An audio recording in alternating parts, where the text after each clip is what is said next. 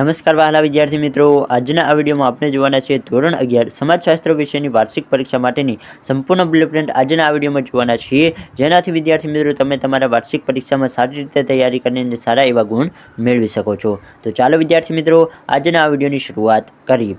સૌપ્રથમ વિદ્યાર્થી મિત્રો આ છે પ્રશ્નપત્રનું પરિરૂપ એટલે કે બ્લુપ્રિન્ટ। પરંતુ વિદ્યાર્થી મિત્રો ખાસ જણાવી દઉં કે આ થોડીક પીડીએફની ક્વોલિટી સારી નથી, પરંતુ તમારે એડજસ્ટમેન્ટ કરી લેવાનું। આમ તો બધું દેખાયું છે, પરંતુ થોડીક એવી ક્વોલિટી છે।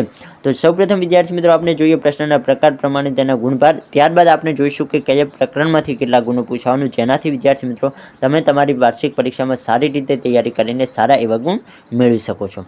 સૌપ્રથમ વિદ્યાર્થી મિત્રો પ્રશ્નનો પ્રકાર અને ગુણભાર। તો હેતુલક્ષી પ્રશ્નો તમને ટોટલ 24 પૂછવામાં આવશે અને તેના તમને 24 ગુણ ઢોકળા મળી જવાના છે, જો તમે જો પ્રશ્નો પાકા કરો તો। તો વિદ્યાર્થી મિત્રો પ્રશ્ન 2 છે કે ટૂંક જવાબી પ્રશ્નો, જે તમને 14 પૂછવામાં આવશે, તમારે લખવાના 10 હશે, જેના તમને 20 ગુણ આપવામાં આવશે।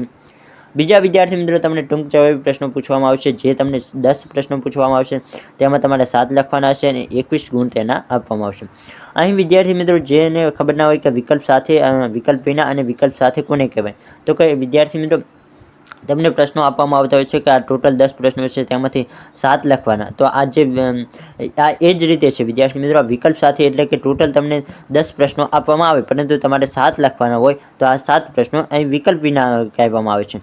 જ્યારે વિકલ્પ સાથે કોને કહેવામાં આવે, તો કે ટોટલ પ્રશ્નો જે હોય તેને વિકલ્પ સાથે કહેવામાં આવે છે। તો આટલું વિદ્યાર્થી મિત્રો સરળ છે।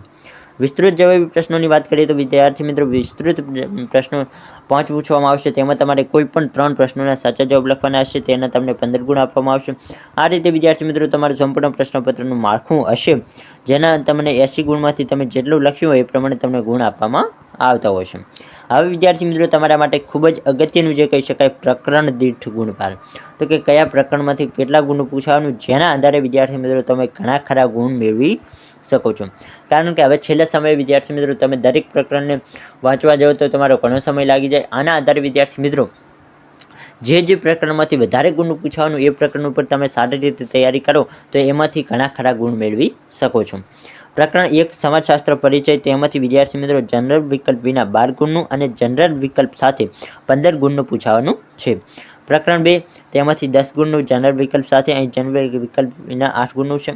પ્રકરણ 3 જનરલ વિકલ્પ સાથે 15 ગુણનું। પ્રકરણ 4 13 ગુણનું। પ્રકરણ 5 11 ગુણનું। પ્રકરણ 6 15 ગુણનું। પ્રકરણ 7 13 ગુણનું। પ્રકરણ 8 15 ગુણનું। તો વિદ્યાર્થી મિત્રો આ રીતે તમારું સંપૂર્ણ પ્રકરણ દીઠ ગુણભાર જોવા મળશે। જો તમે આ સંપૂર્ણનો સ્ક્રીનશોટ પાડવો હોય તો પણ તમે સ્ક્રીનશોટ પાડી શકો છો, જેનાથી તમે સારી રીતે તૈયારી કરી શકો છો। જેમ કે વિદ્યાર્થી મિત્રો અમુક પ્રકરણમાંથી 15 ગુણનું પૂછાવાનું, એ પ્રકરણ તમે માત્ર પાકા કરો, તમે હજી સુધી કંઈ તૈયારી નથી કરીને માત્ર તમારે પાસ થવું છે, તો પહેલું પ્રકરણ તમારે આખું પાકું કરી દેવાનું, પ્રકરણ 6 ને આખું પાકું કરી દેવાનું અને પ્રકરણ 8 ને એટલે કે આખું પાકું એટલે કે ગોખી નથી નાખવાનું, પરંતુ એ પ્રશ્નોને વાંચી નાખવાના છે।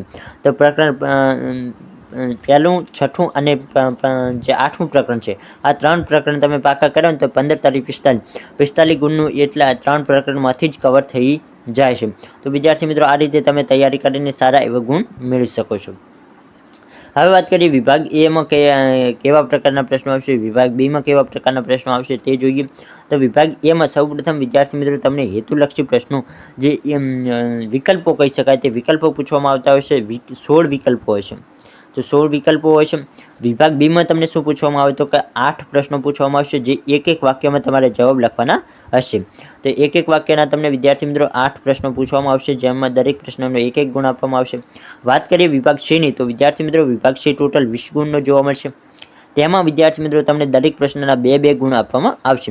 અહીં ટોટલ વિદ્યાર્થી મિત્રો તમને પ્રશ્નો વધુ આપવામાં આવશે, જેમ કે 25 થી 38 એટલે કે 13 જેવા પ્રશ્નો આપવામાં આવશે, પરંતુ તમારે લખવાના કેટલા હશે, તો કે 10 જ પ્રશ્નો લખવાના હશે। તો આ રીતે વિદ્યાર્થી મિત્રો તમને જોવા મળશે। પછી છે વિભાગ D, તો વિભાગ Dમાં તમને ટોટલ 10 પ્રશ્નો આપવામાં આવશે, પરંતુ તમારે કોઈ પણ 7 પ્રશ્નો જે તમને આવડતા હોય એ 7 પ્રશ્નોના સાચા જવાબ લખવાના રહેશે, એટલે તમને દરેક પ્રશ્નના 3 ગુણ અહીં આપવામાં આવશે, એટલે વિભાગ D ટોટલ 21 ગુણનો બની જાય। પછી છે વિભાગ ઈ. તો વિભાગ ઈ વિદ્યાર્થી મિત્રો ટોટલ 15 ગુણનો છે.